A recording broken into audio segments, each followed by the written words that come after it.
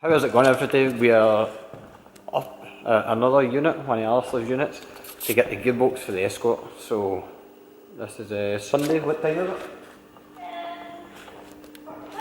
5:45 on a Sunday. Amber's here with me to give me a horn, but we're up at one of Alistair's units to rob one of the cosies that we bought a while ago for a 5-speed R&D dog box for a dog leg first. That's what we're going to run in the escort. But it's really bright in here.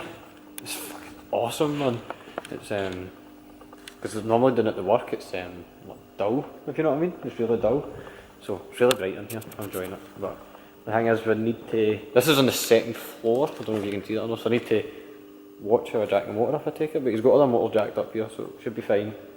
So I just need to move the focus. I'll just show you anyway. So we need to first we need to move the focus, which if you've watched the videos for a while, you know I raced that not kill some of the on it. And then this crosshair in the corner, this is the one that's getting robbed. We bought this last year, year before, just for Ford Live really. It's all this stuff that came out. It was originally in the white, like the car that's new orange. That's where the engine and all that came from, and all the management and stuff. And the box came with the car. We bought this and it was actually really good. I used it once at Knock Hill. It was really good motor. But it's going to be short of a gearbox for a while. So let's start on it. So what we're going to do now is we're going to whip off the downpipe and go underneath. And this has actually got a brace, because obviously with these race cars they don't run the anti-roll bar, you run compression struts. But this has got a brace as well that I'm going to need to whip off. And just take the exhaust off, the rear end of the prop off, start her off and start in the bell housing bolt. We ran this in 2016. Yeah, your first season. This setup, so like manifold management, turbo injectors and all the bits really. We ran all this in 2016 and won the Scottish Class A1 on the Scottish Sports Zones, which is forced induction 4-wheel drive. So it goes well, obviously it goes well enough. We weren't doing the times, obviously we're doing the new, but it was really reliable. We finished every race apart from one. The only reason we didn't finish it was the blue gearbox up. Well, you did win the reliability trophy that year, or your mechanics won your trophy, but your mechanics is you, so... Me and Alistair, basically. Yeah. You help with tyres, sometimes. Chief tyre master. When it's not cold. When it's not cold, if it's raining, you can bugger off. We're getting there. I've got the rear prop off, the exhaust off. The engine mount's just about off. I'm just doing the bell housing bolts at the minute. And I'll leave just one bolt on the other side and take the starter off. And the only other thing I might need to do, I'm not 100% sure, I need to look at the selector and see, I might need to take the gear selector off. Just so it clears the tunnel, because obviously these are solid engine mounts, so I might need to take the gear selector off just so I can get it past the tunnel. But we're definitely not far away now. The bit I hate doing on these always is the prop. It can sometimes be a bit of a faff, which it was, but we got there.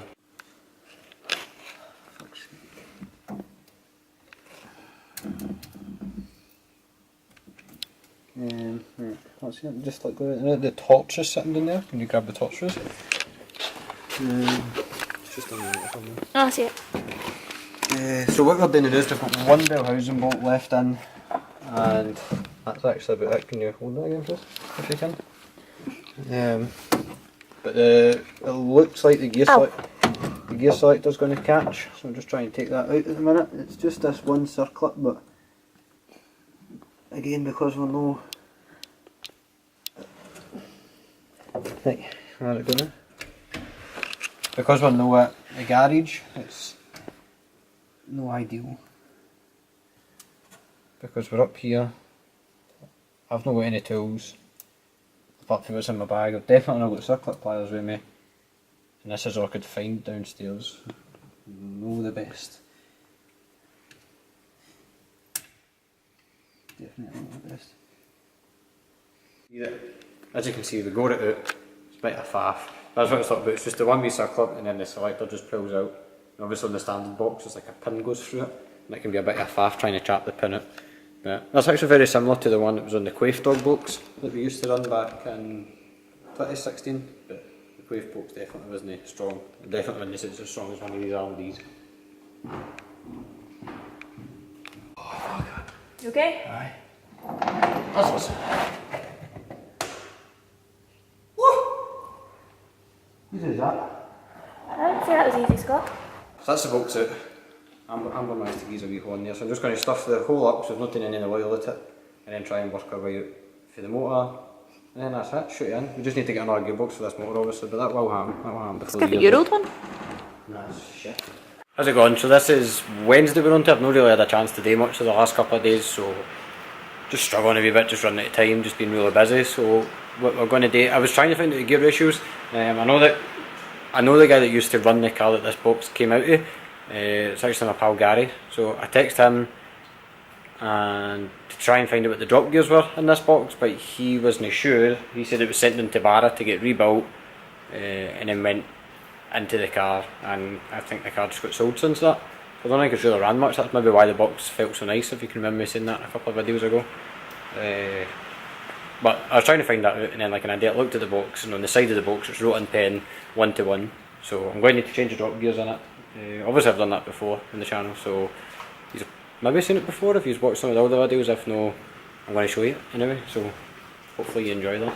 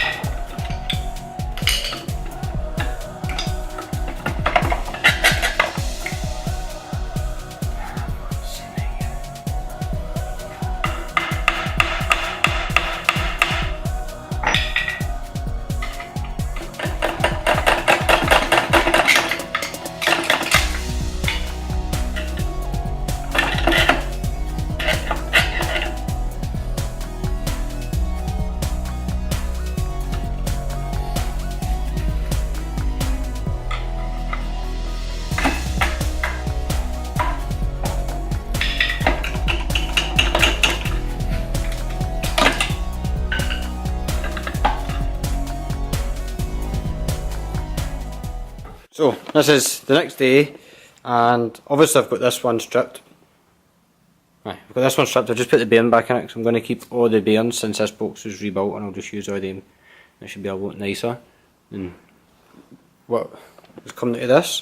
So obviously I'm just changing all the drop gears, which are these two gears here in the chain, to 3.9, because we run 3.9 rear diff, so we need a 3.9 drop gear, and this box is 1-to-1. There is one crucial thing that I'll show you in 2 wee settings. Sorry, first I'm just going to, these just lift it, the same as that, so I'm just going to lift these out and put them in here, and then I'll show you the one other thing that you need to know if you're ever changing drop gears.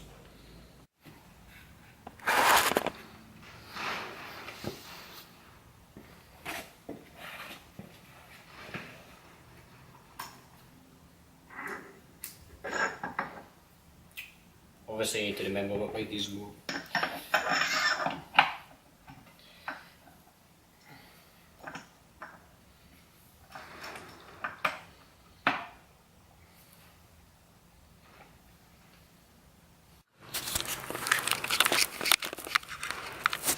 Right, so this is us getting to the mere crucial part that I was talking about there. So my drop gears are in, I've put the bearings on, that's how I turned the camera off there and done a couple of bits. I was just changing bearings over, which is easy enough done, they just chap in and out. I've put this retainer on, which holds the inside of the drop gear, and in turn also holds the diff, which is the next thing in. Obviously it looks big and looks like you kind of need to know what you're doing, but it literally just sits right on. I'm trying to do this with one hand, so if it all goes wrong, don't laugh. As you can see, there's splines on the diff, there's also splines in the drop gear, so they just sit together like that.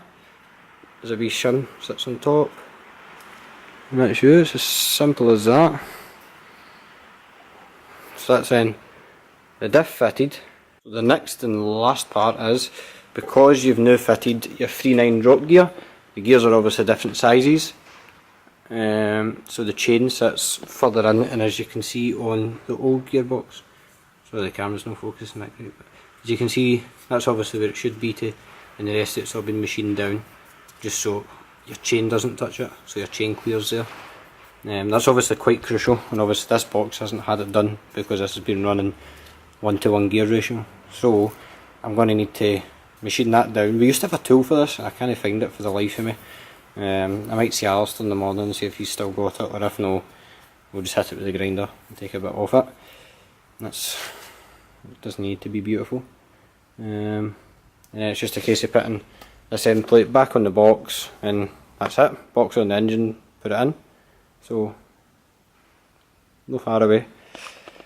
So that's both boxes. I put the other one together as well. Just got the top end to go on it.